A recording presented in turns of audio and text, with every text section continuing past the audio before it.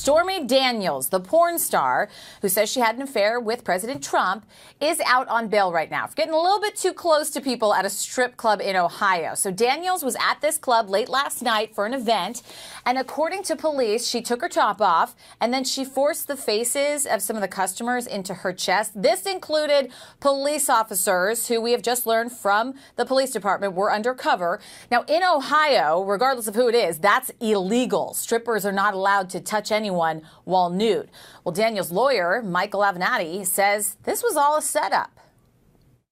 So she was there for her performance, and unbeknownst to her, the police had set up a sting operation within the strip club with multiple officers.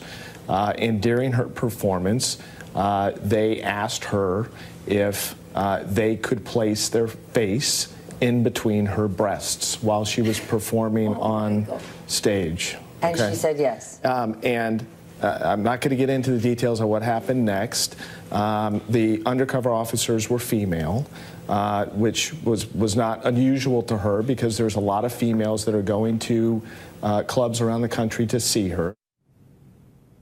All right, so Columbus police, as we mentioned, are coming out with some more details. They're just releasing a statement saying that they were investigating this club previously. They said, quote, as part of a long-term investigation into allegations of human trafficking, prostitution, along with other vice-related violations. So I want to bring in criminal defense attorney Brad Micklin, who joins me now. Brad, good to have you. Hi, go on, so let's talk about what Michael Avenatti said, and the Columbus Police Department did confirm. Listen, there were undercover cops there. So what do you make of this? Just a coincidence that it happened to be at the club Stormy Daniels was performing in? Well, it's hard to believe that it's a coincidence, and it's hard to believe that they didn't know who she was. And certainly if she was my client, that's probably the first issue that I would raise, is that it had to be motivated by either political gain or even the police officers that are trying to make a name for themselves. The law's the law, though. I mean, if it's a violation of the law, should she not face charges for this? According to the new statement we just received from Columbus Police Department, they have enforced this law before.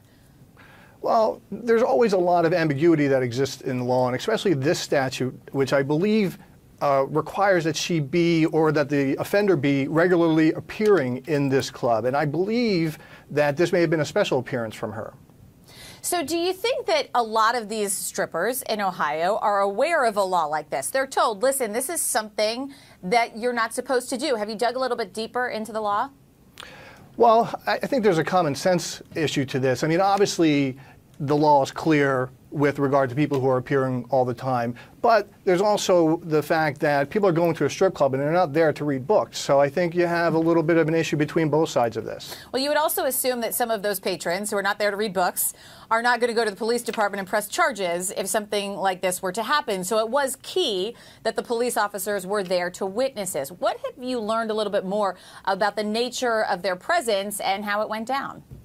Well, the police are alleging that it was part of an ongoing investigation, that it's about not just the strip club, but prostitution and human trafficking, which is obviously they're all serious issues that need to be investigated. But it's still hard to believe that if they were really investigating it all this time, that they only found 3 people on one day at one time that broke this law. And when we read the affidavit, it said specifically, during her performance, after removing her top, exposing her chest, she began forcing the faces of these patrons and using her bare chest to smack the patrons. Now, we heard Michael Avenatti saying specifically, I'm not going to get into the details of what happened next after he alleges those officers asked if they could do this to Stormy Daniels. So what do you make of the affidavit versus what Stormy's lawyer is saying?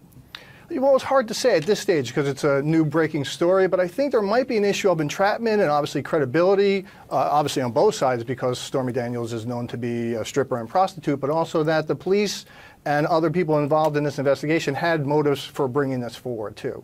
Real quick, can you just go into that explanation of entrapment when it comes to a setup or a sting operation, as the police department has confirmed this was?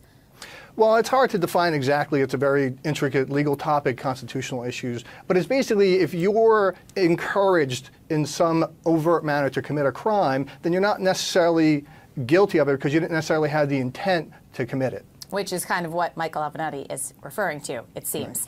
Right. Brad Micklin, thank you so much. We appreciate you being with us.